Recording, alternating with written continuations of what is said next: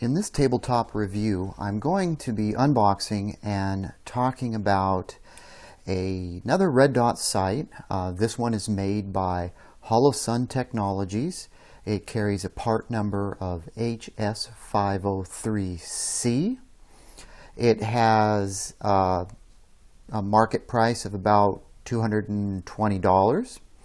This is a 2 MOA red dot sight, or it's a 0.65 MOA dot with circle.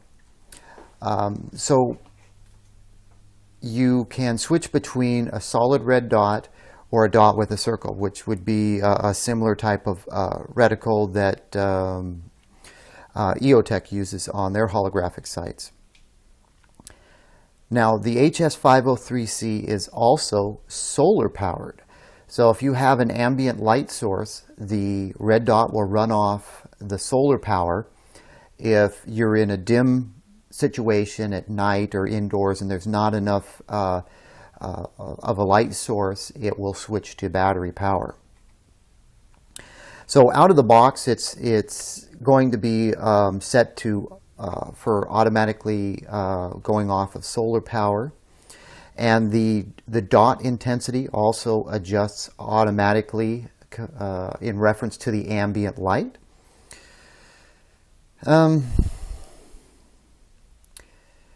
Let's see. The battery life span of this particular red dot sight is listed at 20,000 hours for the circle dot with the circle and the dot, and that's at a mid setting, so probably 5 or 6, or 50,000 hours on the dot setting.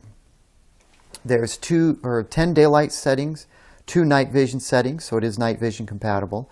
The housing is made out of 6061 aluminum. It has a working temperature of minus 10 degrees Celsius to 60 degrees Celsius.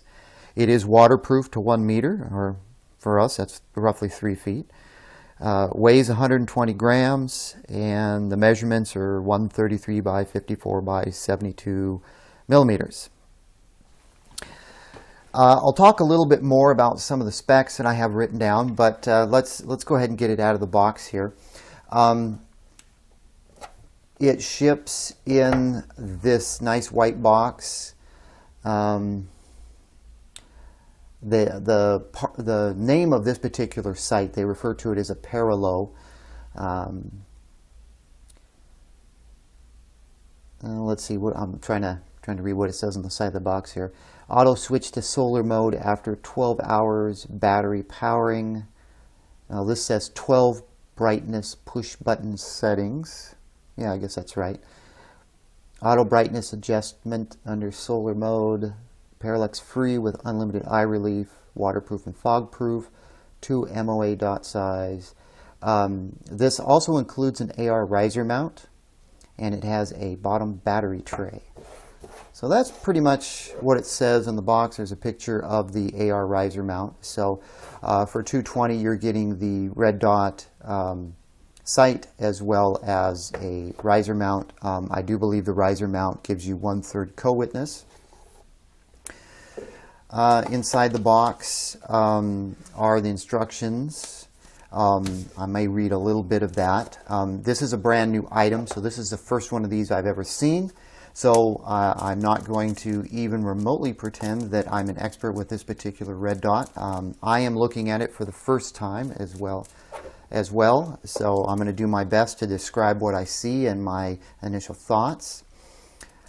Cleaning cloth.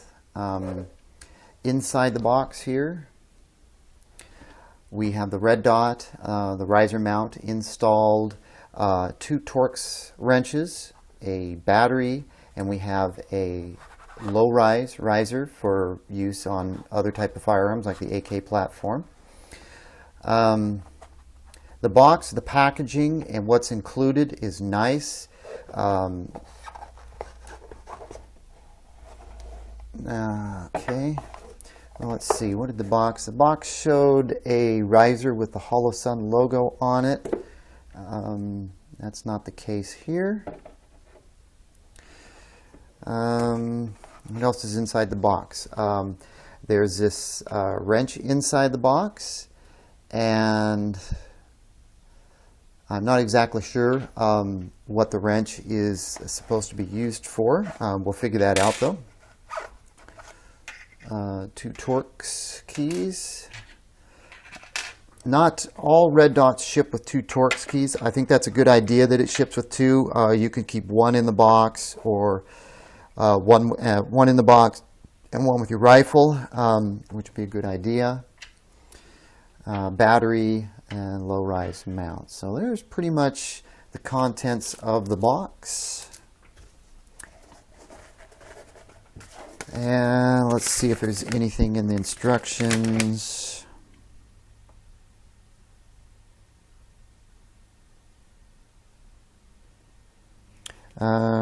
Basically, this talks about, of course, installing the battery, turning it on, adjusting the brightness, and so on.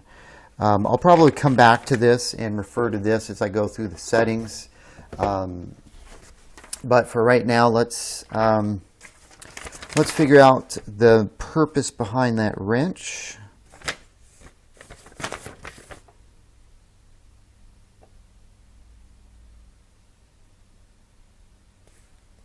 Well, it doesn't exactly say the purpose for that wrench.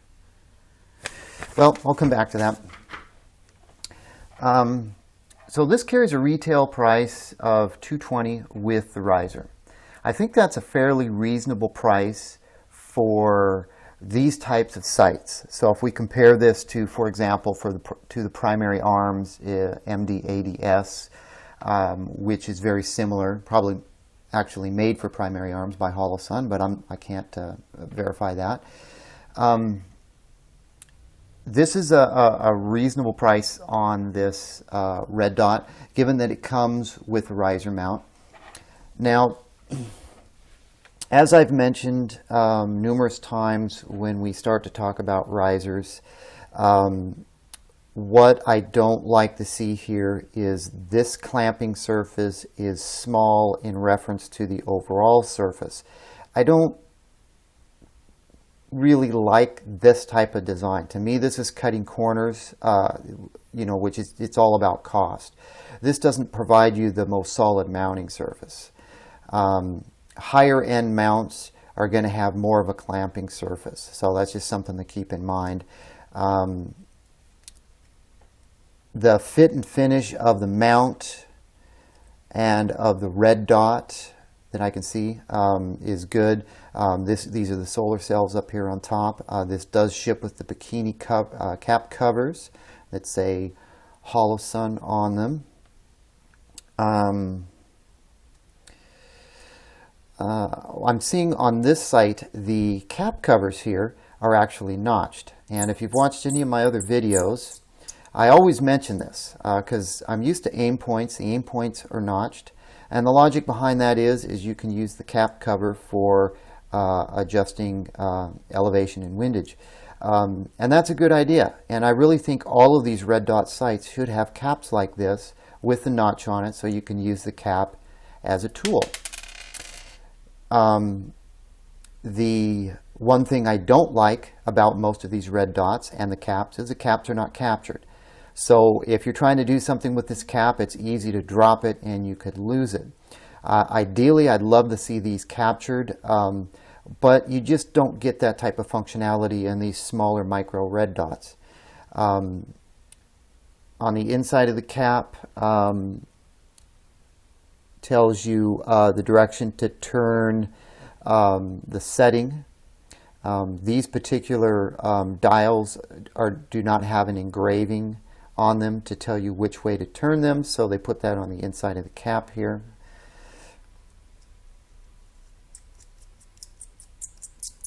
The riser mount that ships with this is removable. There's 4 bolts easily accessible through the bottom of the mount using the included tools. And if you do not like the included riser, this sight, like the primary arms red dot, will use any of the available Aimpoint T1 mounts that are on the market. So your selection of mounts is quite broad. You can go 1/3 co-witness, absolute co-witness, and there's a lot of different types of mounts out there. So if you don't want to use the included mount, there's plenty out there to choose from.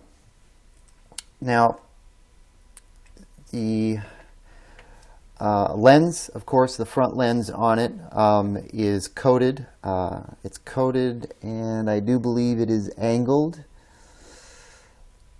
And the emitter, if you'll notice, the emitter is actually over here on this side at the 9 o'clock position. It is a very low profile emitter. Most emitters are at the 6 o'clock or the 5 o'clock position, and depending upon the site design, the emitters can be quite large. On some red dots with the emitter at 6 o'clock, if they are quite large, they can cause problems with 1/3 co-witnessing on an AR rifle. The primary arms and the Holosun emitters are extremely low profile. I've not seen them interfere with absolute co-witness or 1/3 co-witness at all because of how small they are. This one is a little different. This is the first one I've seen with an emitter at the 9 o'clock position. The controls, the intensity controls and the power controls are adjusted here. This is similar to the primary arms MD-ADS. The primary arms MD-ADS has these controls on the top. With this particular design, the controls are on the side because of the solar cells that are on the top. This compartment right here is for the CR2032 battery. Now this is another good thing. I've seen some sites similar to this where the battery is actually underneath the mount. So if you needed to change the battery, you have to remove the sight from your rifle, remove the mount from the sight to access the battery compartment. This is easily accessible while it's on your rifle. You would not have to remove the rifle to change the battery or remove the sight from the mount. So good design there. This ships partially unscrewed here. So I should be able to unscrew this with my fingers and put a battery in it. I'm trying to look through the glass there. I can't tell how much the glass is tinted because I don't have another red dot right next to me to compare this to. I will later on in the video take out another red dot and compare it to this one to kind of give me an idea how tinted the glass is. Some sites, some red dots in this size, in this price range, have really tinted lenses. And I'm not referring to the front, I'm referring to the back. And the only downside to a heavily tinted lens like this that I've run into is if you're going to sight in your red dot using a bore sighter.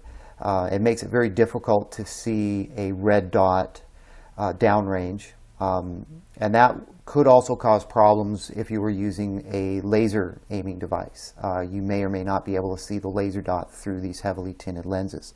I don't actually own a laser aiming device. I do own several bore sighters, and these heavily tinted lenses cause problems trying to use them. So that's just been my experience. If possible, I definitely prefer these lenses to be as clear as possible. That's just my own personal preference. So far, everything I see here is nice. The finish on this, the construction, made in China. Of course, this sight and the mount is made in China. The warranty on this from Holosun is a limited lifetime warranty. And let's see. Okay, well, let's move on to seeing what we can do about getting this battery installed. These are extremely tiny screws. I wouldn't recommend removing them over shag carpet. Do it someplace safe in case you drop one of them. my big fat fingers, I can barely get them in here on these screws.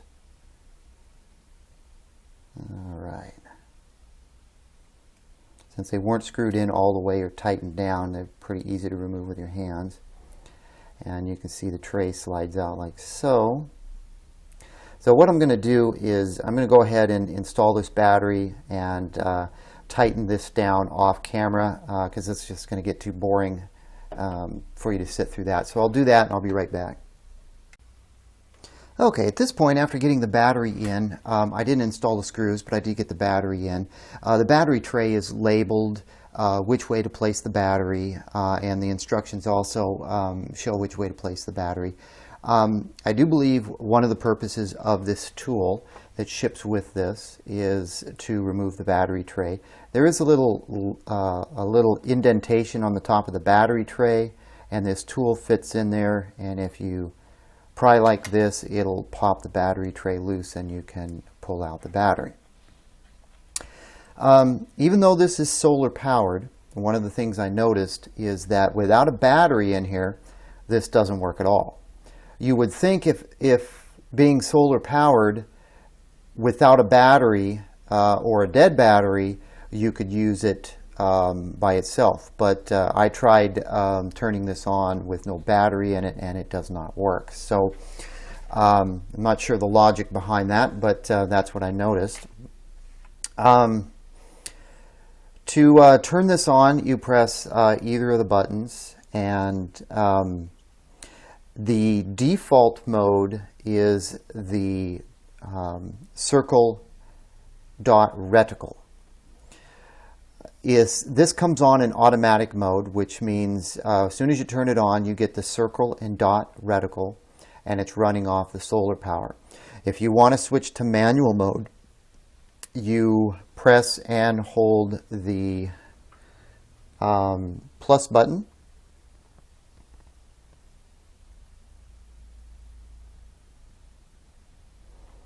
and then you can adjust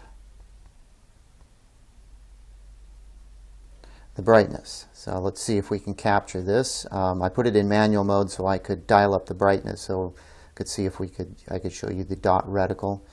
It could be that that's too bright. Let me dial it down a bit. And there's the dot reticle. So if you want to switch from the dot reticle to the dot, you have to do this in manual mode. And that's done by holding down the minus, or the minus button. Let's hold it down for 3 seconds, and we switch to the dot. Now here's the interesting thing I've noticed on this so far. We're in manual mode. I just switched to the dot. To go back to the automatic mode, we have to turn it off, which is pressing down the 2 buttons briefly. That turns it off. To turn it back on, press any of the buttons once. And what happens? It goes back to automatic mode, and you have your circle dot reticle. So this does not retain your dot settings. It defaults to the circle dot reticle. Now if I go back to manual mode,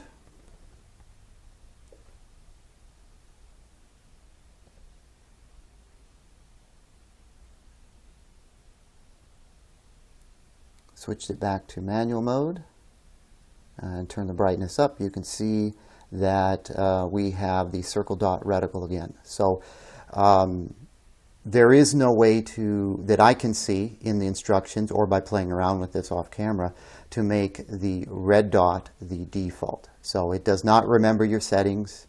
There is no way to switch between the circle dot reticle and the dot. Now, the other thing I was doing off camera while I was installing the battery was trying to familiarize myself with this a little bit. According to the instructions here, the auto mode says, with solar cell and internal battery, 2-way power supply. Based upon the ambient light level, the site will switch between battery and solar cell power automatically for operation in all lighting conditions. Auto mode operation. Sight is always in auto mode unless switched to manual mode. While in auto mode, the brightness of the reticle is automatically adjusted to match ambient lighting. The brighter it is, the higher the dot intensity. If lighting is low enough, the sight will automatically switch to the battery. While running on battery, you can adjust the reticle brightness using the plus and minus buttons to switch between high and low brightness levels. All right. So according to what I just read, in auto mode under bright settings, the reticle should be bright. Well, that's not 100% accurate. On my display table right here, where I'm filming this, I've got extremely bright light lighting up this whole area, and the reticle is not super bright. I don't even know if you can see it, but I mean it's usable, but it's not super bright. Now the other thing that I noticed was, sorry, I'm trying to allow you to see this while I see it because I can't look at it through my viewfinder, but basically what's going on is if I cover the solar panel, the whole sight shuts off. It's not switching to battery power. And I'm not sure if you can see this, but I'll remove my hand, and the circle dot reticle comes back. I'll try it one more time. It should go off. According to the instructions, when I do this, it should switch over the battery power automatically.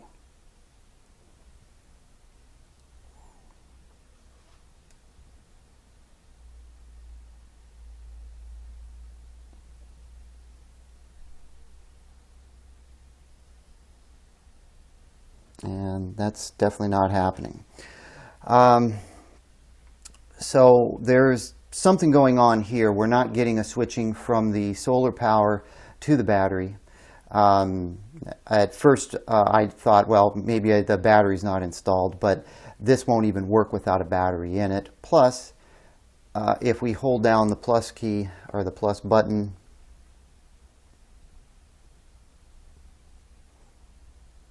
we switch to battery power, and I can adjust the intensity levels. So you can see I'm adjusting it. So we know for sure that we're on battery power, or the battery is working, excuse me, and we can switch to the red dot. So this is actually not operating the way it is advertised to operate, and it's not operating the way the instructions say this is supposed to operate.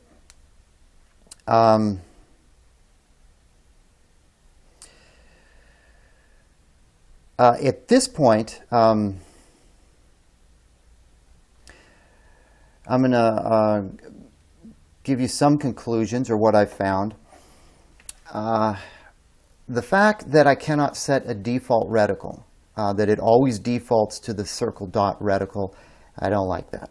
I should be able to set which one I want as the default.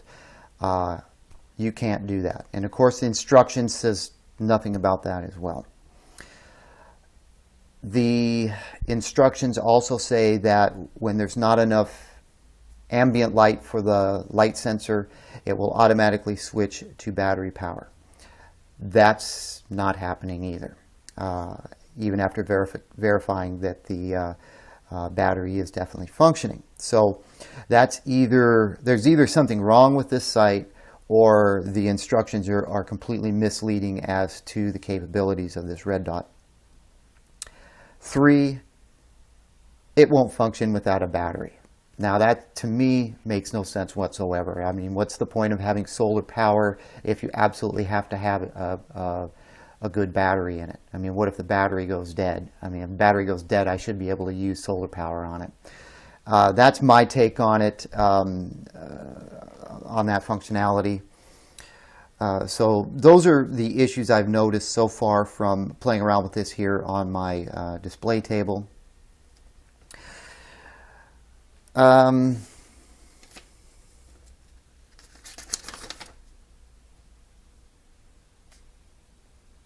I'm just checking to see if there's anything else here in the instructions I didn't mention. I'm not going to take the base off. Again, the base is held on by those 4 screws right there. It'll come off. You can put any T1 type of mount on here. I've demonstrated that in other videos, so I'm just not going to do that here. What I am going to do is I am going to break out a primary arms MD80S and just compare these side by side.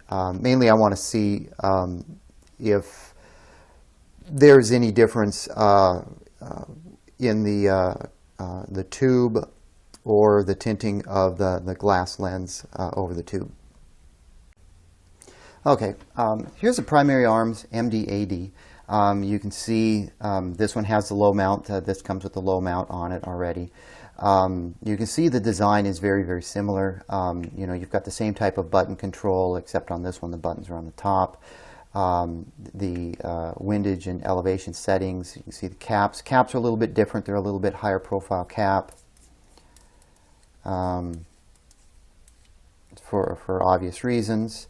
There is no little tab for adjustment. Now if we look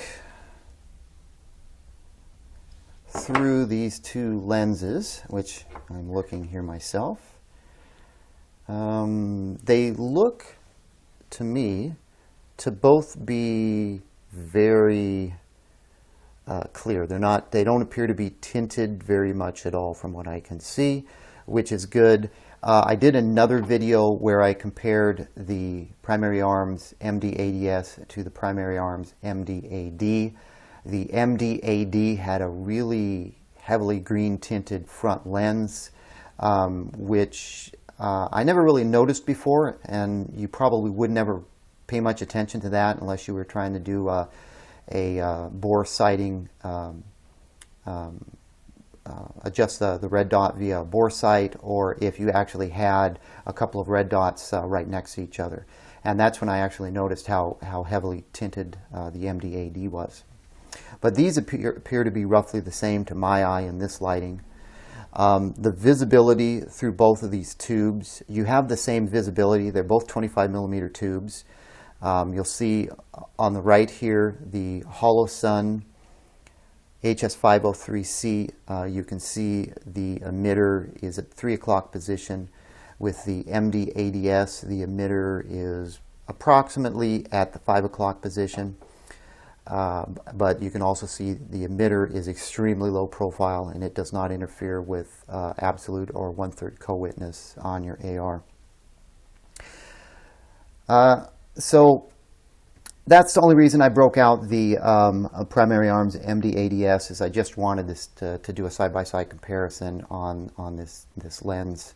This 25mm tube, you've got a lot of visibility here, a fairly clear lens, very small profile emitter at the 3 o'clock, push button controls on the side, nubs on the cap, which is a good thing, helps with adjustment. These caps are also lower profile on this particular sight compared to the MD-AD. You can see the caps are a higher profile, and the turrets are a higher profile. At this point in time, I don't have much else to say about the Holosun HS503C. Now, Holosun also has multiple models in their product lineup. The Holosun HS403C is roughly exactly the same as this, but it is a red dot only sight. And I believe there's an HS403G, and I believe that one does not have the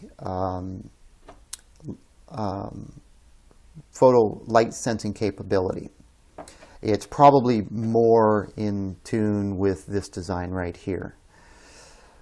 I don't have specs on those other ones here in front of me because this review isn't really about the whole product line. It's just about this particular red dot. And I am going to contact Holosun about the issues I just mentioned in this video and see what they have to say, and if I can get any information about those particular issues, I will add it to the description of this video.